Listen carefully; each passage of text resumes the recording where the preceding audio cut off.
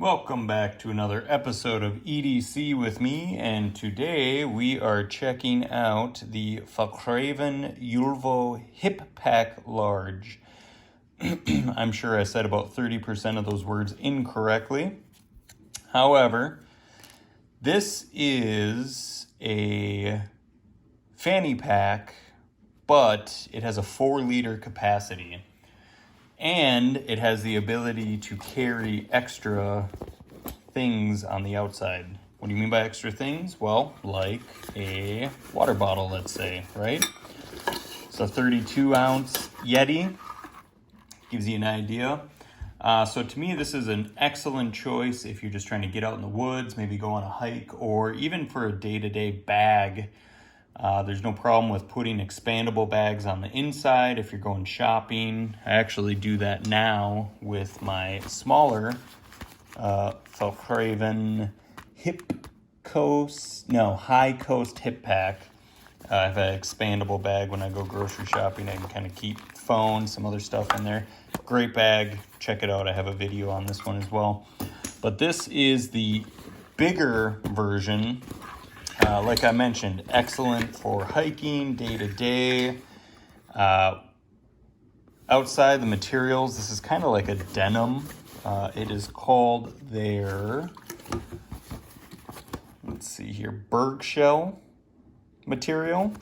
It feels like a denim. It's meant to be waterproof, maybe water resistant. I think it is waterproof. It has reverse zippers on the whole bag, which is always a great feature that helps with waterproofing or resistance. But the thing that's really cool about this guy is you get this coping that actually goes over the zipper just to add to that water resistance. You do not see that in the reverse zips on this other fanny pack.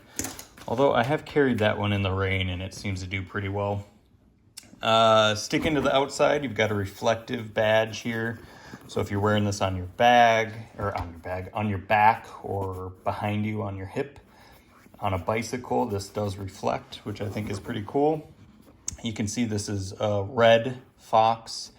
Here we have like a burnt mustard yellow, I think, is the color I chose. And actually, it's called red gold, is what they're calling it.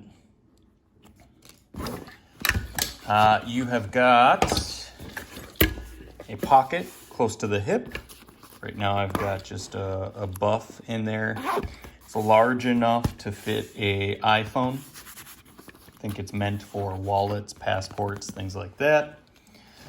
The strap on it is a bit thicker than most waist bags. I would say this is more like an inch and a half.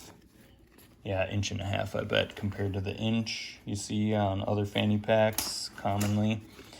That helps or aids when you want to wear it as a sling. It's actually quite comfortable as a sling on the front of your body or on the back. There's a clip here, a little bit larger clip. It's got a keep as well, so you can manage your excess strap. On the inside is the 4-liter capacity. Quite large. I will note that when you're carrying something on the bottom and you have it cinched up, it does eat up some of the space on the inside. Something to think about if the 4 liters are super important to you, but you also want to put something bulky on the bottom. Just something to think about. You can see here's where the space is being displaced. That said, when nothing's on the bottom though, this is a massive opening. This probably makes up for all of the 4 liters, I'm sure. I've got sunglasses in here now.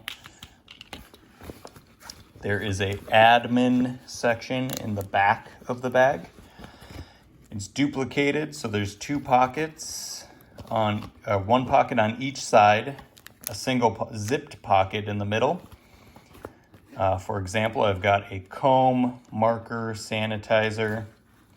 I've got mace, fire starting kit. There's still room to put more in here. think AirPods would fit in here pretty well. That's generally what I put in the sides here. In the center, I mentioned this is zipped.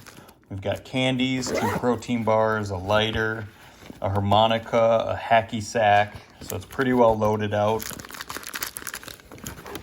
And yeah, just overall great bag. Super excited. I've been using it for about a month and a half. Definitely recommend it if you are looking for a large everyday carry type bag. This should more than accommodate your needs. If you're looking for something that will hold a water bottle, umbrella, or additional clothing, you've got that option as well.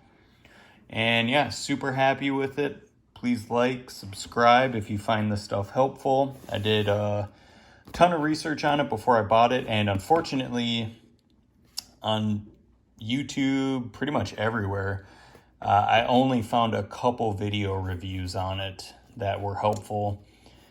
There was quite a few in other languages. It at least gave me the chance to look at the bag, but I couldn't really understand what they were talking about. So yeah, like, subscribe. Thanks so much.